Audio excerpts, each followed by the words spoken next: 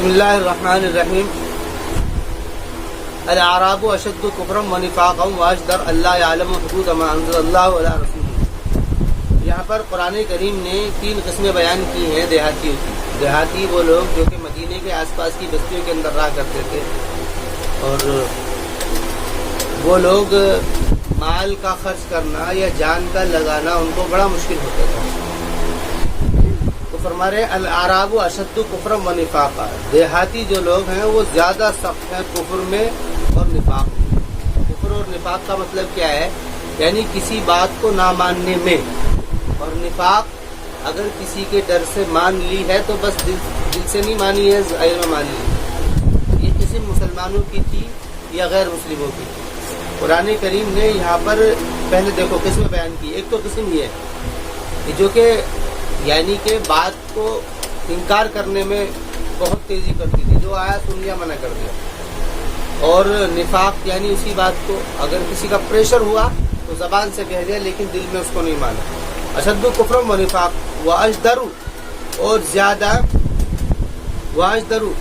زیادہ اور یعنی کہ پہل کرتے ہیں اس بات میں کہ نہ جانے وہ اللہ تعالیٰ کی حدوں کو، اللہ یعلم حدود ما انزل اللہ، یہ کہ نہ جانے وہ حد ما انزل اللہ، وہ جو کہ اللہ نے اتاری ہے اللہ رسول ہی اپنے رسول پر۔ یعنی اس بات کو بھی یعنی ان تینوں چیزوں میں ہے۔ نمبر 1 کفر انکار کرنے میں، نمبر 2 کسی کے پریشر سے بات کو کہہ تو دیا لیکن مانا نہیں، اور نمبر 3 بات یہ ہے کہ اجدر کے اس کے معنی آتے دوری، جدر جدار دیوار بیچ میں فاصلہ کر دیتی ہے، واجدر زیادہ یعنی کہ دوری، اللہ تعالیٰ کی حدوں کو اللہ تعالیٰ کی حدوں کو جاننے کے لیے یہ بہت دوری پر ہے، کیونکہ یہ دیہاتی ہیں۔ اللہ یعلم حدود ما انزل اللہ علی رسولہ،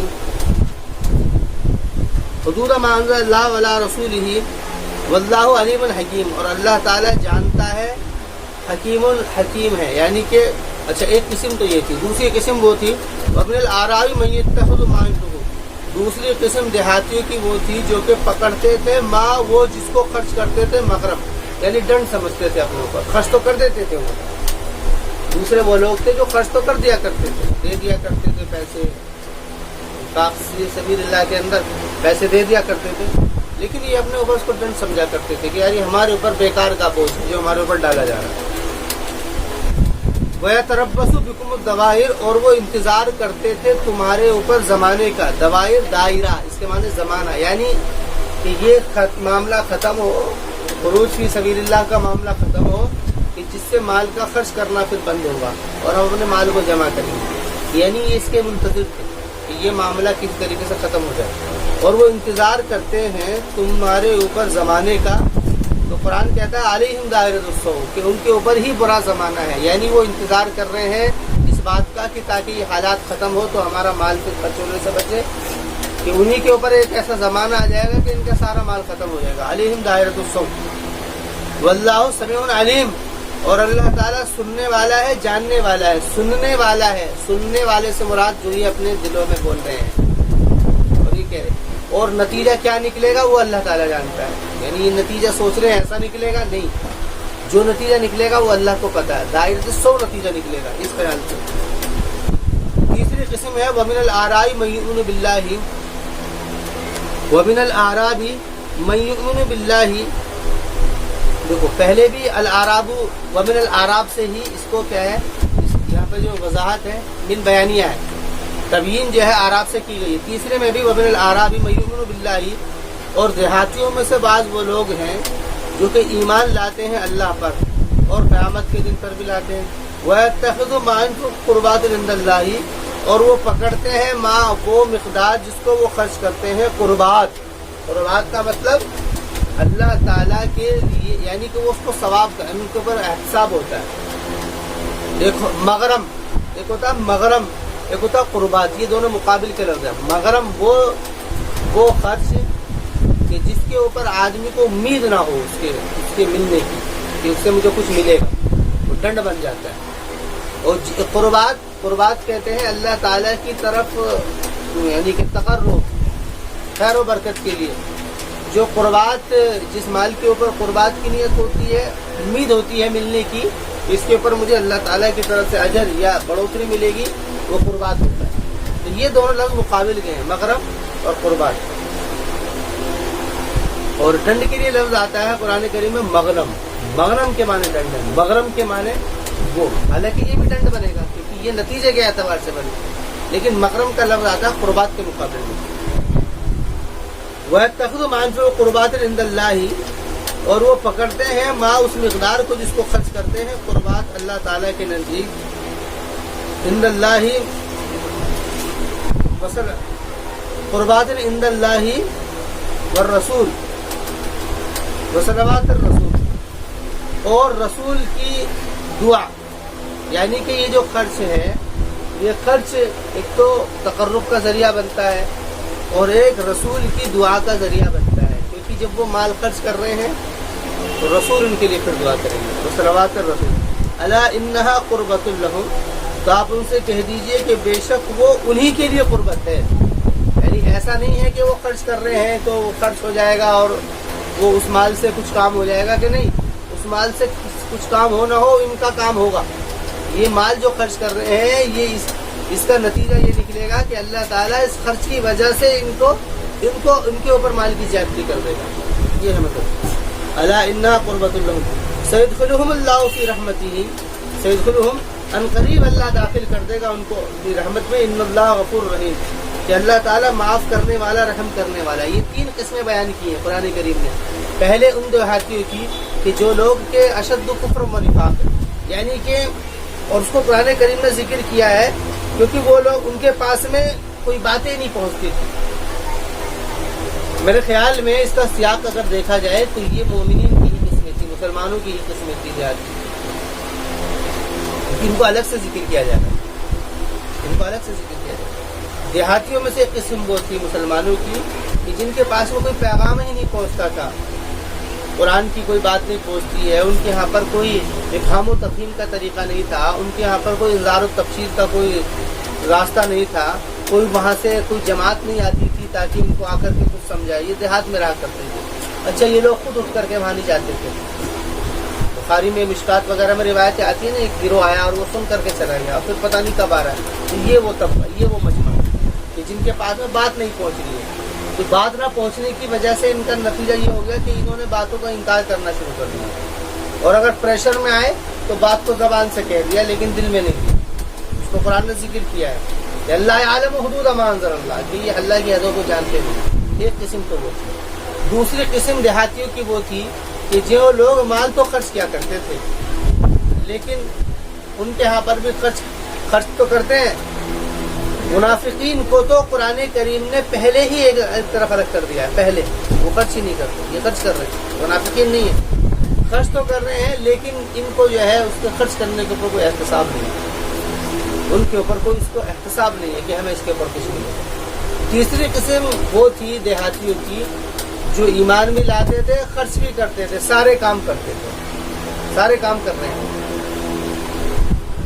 یہ تین قسمیں دیہاتیوں کی۔ اب آگے دیکھو، والسابقون الاولون من المہاجرین والانصار، چوتھی قسم قرآن کریم نے ذکر کی ہے، والسابقون الاولون، اور سابقین الاولین من المہاجرین والانصار والذین اتبعوہم بإحسان رضی اللہ عنہم ورضوا عنہ وأعد لهم جنات تجری من تحتها الانہار، اور اللہ تعالی یعنی اس قسم کو قرآن کریم نے الگ کیا ہے، سابقون الاولون والی، یعنی کہ یہ تو بہت اعلیٰ قسم ہے۔ جو کہ سابقون الاولون کون قسم تھی؟ وہ تھی جو شروع میں مسلمان ہو گئے تھے، وہ لوگ، وہ مہاجرین بھی ہیں اور انصاروں میں سے بھی ہیں۔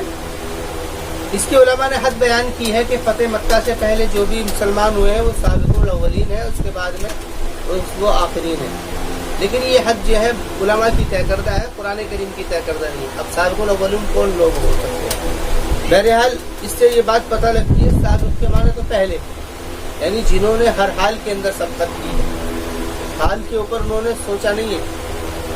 تبوک کا معاملہ آیا تو اس میں آگے بڑھ کر کے آگے کچھ لوگ ایسے ہوتے ہیں جو سبقت کرتے ہیں۔ اس میں ایک بات یہ بھی ہو سکتی ہے، اسی وہاں پر تشکیل چل رہی تھی تبوک کی، اس میں پہلے ہی کھڑے ہو گئے کہ نہیں ہم جائیں گے، حالانکہ تبوک ہوا ہے جا کر کے 8 ہجری میں، بہت بعد میں ہوا ہے،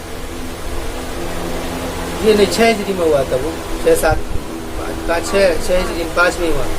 تو جس ہجری میں یہ ہوا ہے اس وقت تک مسلمانوں کی ایک اچھی خاصی تعداد ہو گئی اور ان کے اندر ایک ایمانی حرارت پیدا ہو گئی.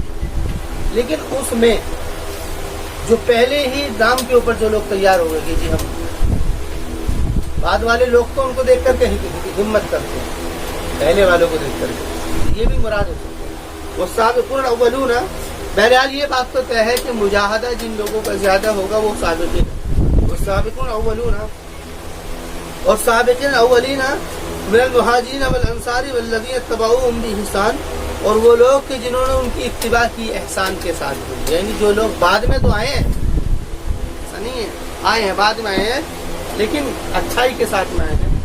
تو فرما رہے ہیں رضی اللہ عنہم ورضوا عنہ، یہ جملہ معترضہ ہے. یہ جو آیت ہے یہ جملہ معترضہ ہے، بات چل رہی ہے دیہاتیوں کے اوپر. یہ بیچ میں جملہ دے دیا، اس کو دیکھ لو پہلے. تو رضی اللہ عنہم ورضوا عنہ، اللہ ان سے راضی ہو گیا، وہ اللہ سے راضی ہو گیا. اللہ نے ان کے لیے ایسے باغات تیار کیے ہیں تجری من تحتہا الانہار، جس کے نیچے نہریں جاری ہوں گی، خالدین فیہا ابدا، ذالک الفوز العظیم. اب پھر وہی بات شروع ہو رہی ہے. وَمِمَّنْ حَوْلَكُمْ مِنَ الْأَعْرَابِ مُنَافِقُونَ، اور وَمِمَّنْ، اور بعض تمہارے چاروں طرف دیہاتیوں میں سے منافقین بھی ہیں. وَمِنْ أَهْلِ الْمَدِينَةِ، اور مدینے والوں میں سے بھی، یعنی دیہاتیوں میں سے بھی اور مدینے والوں میں سے بھی منافقین. تو اس سے یہ بات پتہ لگتی ہے جو قرآن کریم نے 3 قسمیں کی تھی دیہاتیوں کی، یہ منافقین نہیں تھے، یہ مسلمان تھے. ہاں اتنی بات ضرور تھی کہ یہ اعمال سے بہت دور تھے، خرچ کرنے سے بہت دور تھے، ان کے اندر ایمان و اخلاق نہیں تھے، ان کے اندر اعمال اتنے اس حیثیت کے نہیں تھے. ایک کے اندر تھے ہی نہیں، ایک کے اندر تھے تو وہ بس ایسے ہی تھے، ایک کے اندر اچھے تھے. تو لیکن فرما رہے ہیں کہ دیہاتی نہیں ہے، بلکہ دیہاتیوں کے علاوہ مدینے کے اندر بھی کچھ اس طریقے کے لوگ ہیں یعنی منافقین. یہاں پر منافقین کو الگ سے ذکر کیا. اور بعض تم میں سے تمہارے طرفوں میں دیہاتیوں میں منافق بھی ہیں. بعض تو مسلمان ہیں کہ جو اس طریقے سے کر رہے ہیں، لیکن وہ کیوں کر رہے ہیں؟ کیونکہ ان تک کوئی بات نہیں پہنچ رہی ہے. قرآن کریم دیکھو، آپ اس کو دیکھو، پہلے آگے دیکھو، یہاں سے اس کو ابھی لیں گے کہ دیہاتیوں میں سے بعض وہ بھی ہیں کہ جو کہ منافق ہے، جیسے کلم کھلا. اور مدینے والوں میں سے بھی ایسے ہیں مردو علی النفاق، جو کہ نفاق کے اوپر پلٹ گئے ہیں، یعنی کہ منافق ہیں. ومن اہل المدینہ مردو علی النفاق لا تعلمهم، تم ان کو جانتے نہیں ہو. نحن نعلمهم، ہم ان کو جانتے ہیں. سنعذبهم مرتين، ان قریب ہم ان کو بدلہ دیں گے 2 مرتبہ. ويردون ثم يردون الى عذاب عظیم، اور پھر لوٹا دیا جائے گا ان کو ایک بڑے عذاب کی طرف، پھر ان کو لوٹا دیا جائے گا ایک بڑے عذاب کی طرف. وآخرون اعترفوا بذنوبهم، یہ بھی ایک جملہ معترضہ کے طور پر ایک جملہ تھا. کون سا؟ یہ والا، یعنی یہ تو کھلم کھلا منافق. اب بات پھر وہیں پر چل رہی ہے انہی کی جن کی 3 قسمیں کی گئی. کیسے؟ وآخرون اعترفوا، دیکھو جملہ معترضہ اس طور پر ہے کہ قرآن کریم نے پہلے بات فرمائی سابقون الاولین کی، یہ تو وہ ہے بالکل صاف ہے. اس کے بعد میں فوراً ان کے اپوزٹ کلام لیا، بالکل مقابل میں، یعنی وہ جو کہ کھلم کھلا منافق ہے. مدینے کے بھی ہو سکتے ہیں، دیہاتی میں بھی ہو سکتے ہیں. اس کے بعد میں پھر کلام اپنی ترتیب پر آ گیا. فرما رہے ہیں وآخرون اعترفوا، اور دوسرے وہ لوگ بھی ہیں جو اپنے گناہوں کا اعتراف کرتے ہیں، یعنی ان کو اعتراف ہے اپنے گناہوں کا، جو ان سے غلطیاں ہو گئی ہیں، جو وہ خرچ کرنے کو ڈنڈ سمجھ رہے تھے، یا وہ جو لوگ جو ہے انکار کر رہے تھے. خلطوا عملا صالحا، اور ان کے عمل صالح مختلف ہو گئے، یعنی اچھے بھی عمل کر رہے ہیں، برے بھی کر رہے ہیں. خلطوا عملا صالحا وآخر سیئا، یعنی کچھ اچھے عمل ہے، وآخر سیئا، اور کچھ اور دوسرے جو ہیں برے ہیں. عسى اللہ ان یتوب علیہم، ان قریب ہے اللہ تعالیٰ ان کے اوپر توبہ، کہ اللہ تعالیٰ ان کے اوپر متوجہ ہوگا. ان اللہ غفور رحیم، اور اللہ تعالیٰ معاف کرنے والا، رحم کرنے والا ہے. یہ جو قسمیں تھی 3، ان 3 قسموں کی اب قرآن کریم تزکیہ و تطہیر کا پہلو اختیار کر رہا ہے. کیوں؟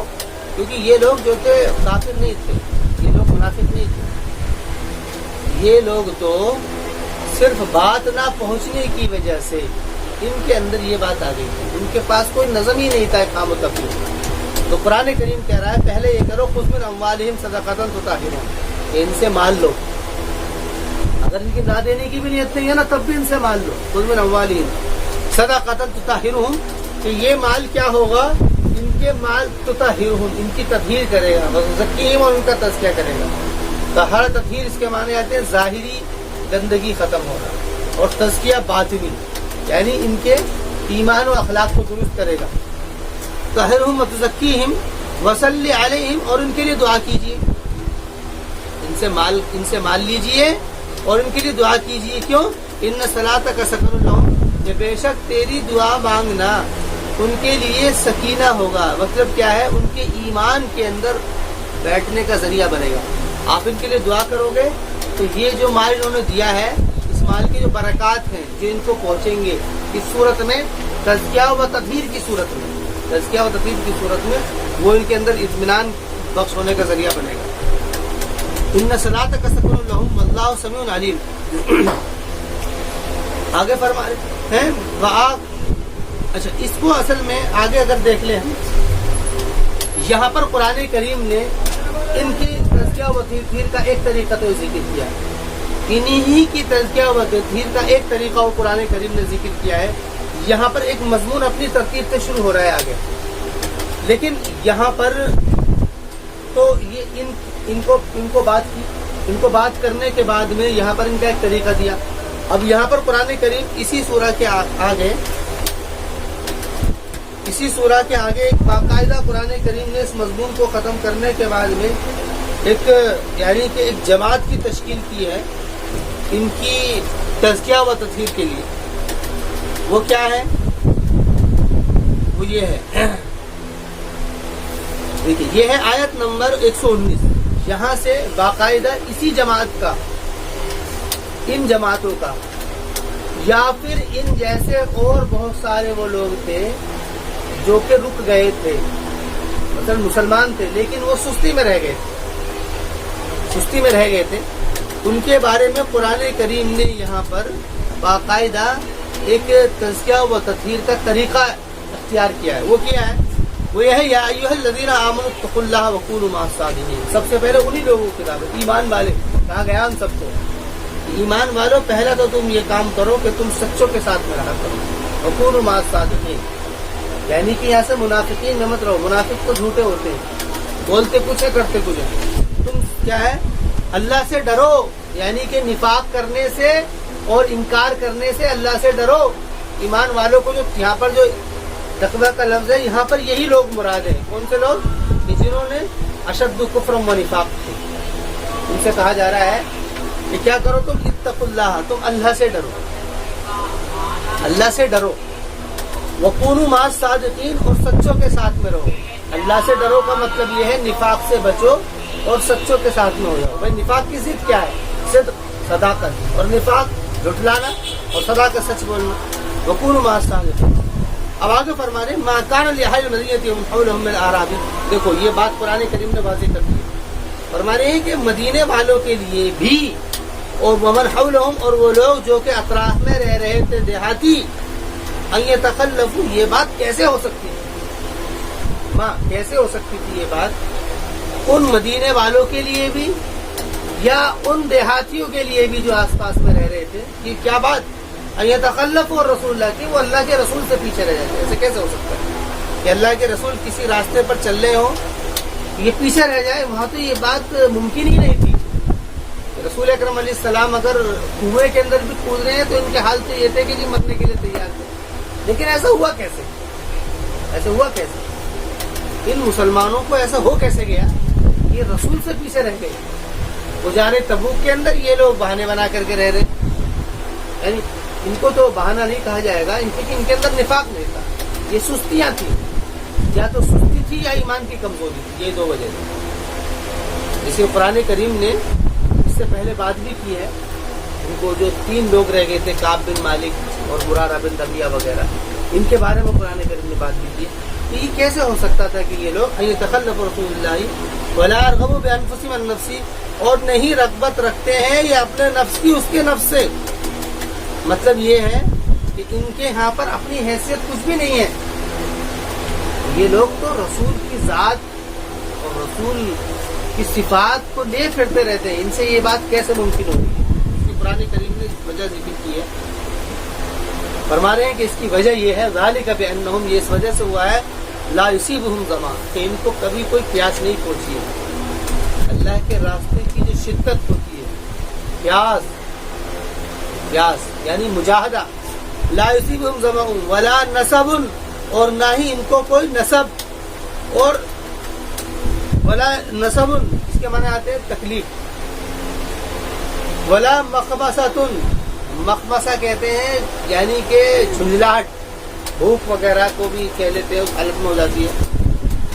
نصب کہتے ہیں کوئی تکلیف، مطلب زخم وغیرہ، اور مخمصن کہتے ہیں تکلیف۔ ولا یطؤون موطئا، اور نہ ہی روندا ہے انہوں نے کوئی روندنا، کوئی ایسا روندنا یغیظ الکفار، جو کہ کفار کو غصہ دلاتا، یعنی انہوں نے کوئی ایسا کام کیا ہی نہیں ہے کہ جس کام کی وجہ سے کفر جو ہے وہ گھبراتا ہے یا کفر غصے میں آتا ہے۔